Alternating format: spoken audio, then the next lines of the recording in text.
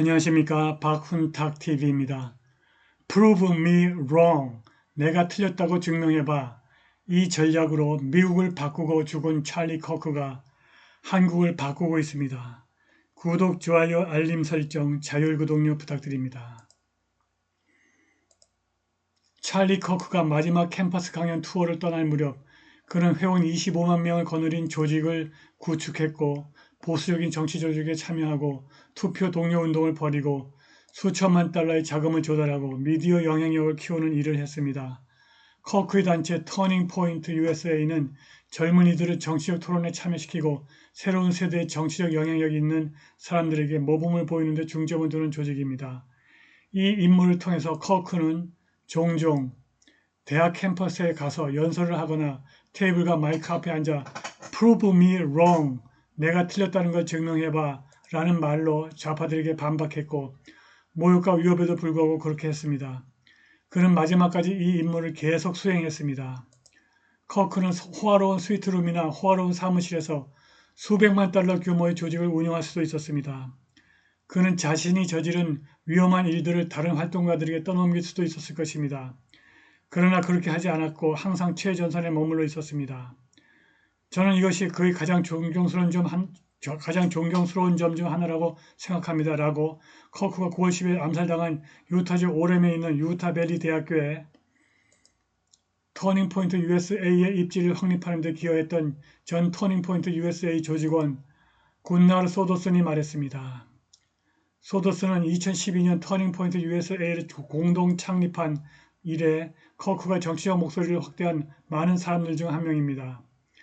플로리다주 공화당 소속 애나 폴리나 루나 하원 의원은 커크가 사망한 다음날 X 게시물을 통해서 저는 제 정치 경력 전체를 찰리 커크에게 빚지고 있습니다. 라고 말했습니다.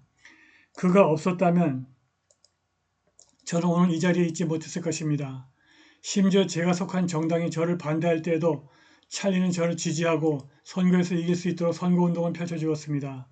플로리다주 게인스빌 출신의 26세 할리 에스는 커크의 조직이 그녀와 산타페 대학의 다른 보수 학생들이 자신의 견해를 더욱 적극적으로 표현하도록 도와줬다고 말했습니다.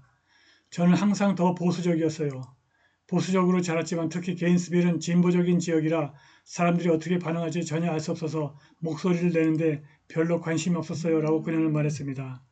할리는 커크의 터닝포인트 USA의 영향으로 게인스빌에 있는 산타페 대학의 대학 공화당 지부를 개편할 수 있었다고 말했습니다. 찰리 커크는 그 일에 굉장히 큰 부분을 차지했습니다. 그는 대학 캠퍼스 특히 산타페의 정치에 큰 영향을 미쳤습니다. 라고 그녀는 에포크 타임스 인터뷰에서 말했습니다. 학생들은 와, 내 보수적 가치가 전에 한 번도 표현된 적이 없는 방식으로 표현되고 있구나라고 생각했습니다.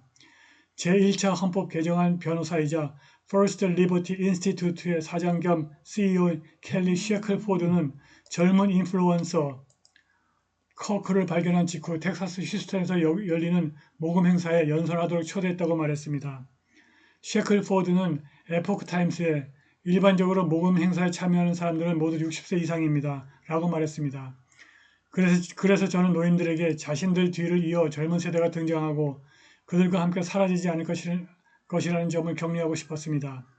찰리 커크는 온라인에서 존재감을 구축했습니다. 커크의 콘텐츠 대부분이 온라인에서 공유되면서 그의 영향력은 그가 수년에 걸쳐 방문한 수많은 대학 캠퍼스를 넘어 퍼져나갔고 온라인에서 수백만 명의 사람들에게 다가갔습니다. 보복이 두려워 성을 밝히지 말라고 요청한 10대 청소년 터커는 에포크 타임스에 커크가 자신이 교류하고 싶어하는 소수의 정치적 영향력이 있는 인물 중 한 명이라고 말했습니다. 저는 정치 관련 영상 보는 걸 별로 좋아 안 해요. 틱톡 같은 데 올라오면 그냥 스크롤해서 넘겨버리거든요. 라고 터커가 말했습니다. 하지만 그의 작품을 볼 때마다 항상 클릭했어요. 항상 흥미로웠고 그는 제가 존경할 만한 사람이었죠. 3월에 캘리포니아 주지사 게빈 뉴섬의 팟캐스트 인터뷰에서 뉴섬은 자신의 13달 된 아들이 커크를 만나기 위해서 학교를 빠지고 싶어 했다고 고백했습니다. 어젯밤에 아들을 재우려고 했는데 아들이 아빠 저 찰리가 몇 시에 와요 라고 하더라고요. 뉴섬 주지사가 말했습니다. 커크는 토론을 자신의 사명의 핵심 요소로 삼았습니다. 전국 대학 캠퍼스를 방문할 때마다 내가 틀렸다는 것을 증명해봐라는 문구가 적힌 팝업 텐트를 설치하고 다른 견해를 가진 사람들에게 마이크를 주고 직접 대화를 통해서 자신에게 맞설 수 있도록 했습니다. 그는 캠퍼스를 돌아다니며 자신이 결코 적대적으로 여기지 않았던 학생들과 교류했습니다. 그저 그들에게 교육이 필요하고 제대로 된 담론을 나눌 필요가 있다고 생각했을 뿐이죠. 라고 소더스는 말했습니다.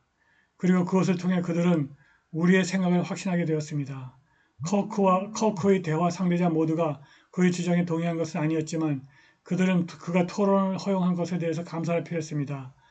헌터 코작은 커크가 죽은 다음날 영상 게시물에서 저는 커크가 한 말을 거의 전적으로 동의하지 않습니다. 하지만 그가 지지한 것 중 하나는 대화였습니다. 라고 말했습니다.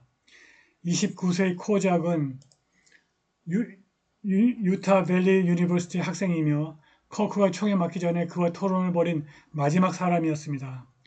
커크는 캠퍼스 강연 투어의 첫 번째 목적지로 예정된 곳을 방문한 지 몇 분 만에 암살당했습니다.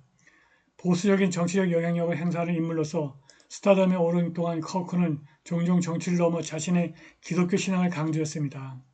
에포크 타임스와 인터뷰에서 소더스는 커크가 신앙이 정말 확고했고 지식도 훌륭했어요.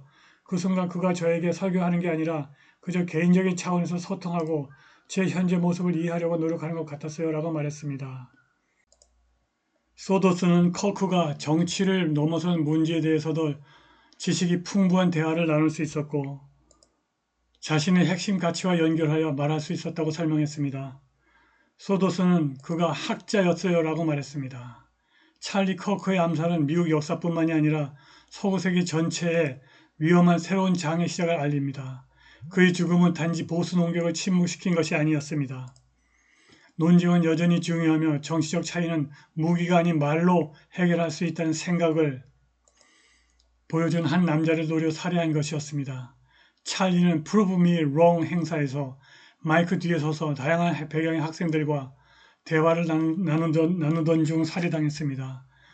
그는 정부 관료도 군사 지도자도 극단주의자도 아니었습니다. 찰리는 평화로운 시민 참여를 장려하는 시민운동가였고 그 때문에 목숨을 잃었습니다. 찰리 커크는 불과 31세의 나이에 대부분의 정치 전략가들이 평생에 걸쳐 이루는 것보다 더 많은 것을 성취했습니다.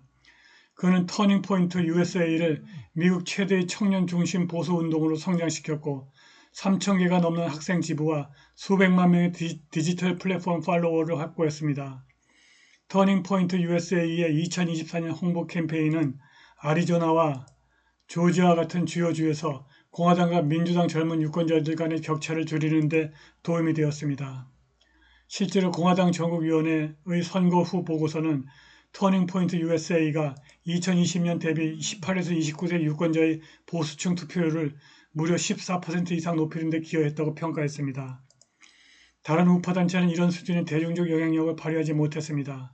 커크는 단지 청중을 늘린 것이 아니라 우파를 재편했습니다. 그는 레이건 시대 이후로 존재하지 않았던 젊고 문화적 에너지를 보수운동에 불어넣었습니다. 수십 년 동안 Z세대는 공화당으로부터 가망 없는 세대로 폄하되었습니다. 커크는 그것이 사실이 아니라는 것을 증명했습니다.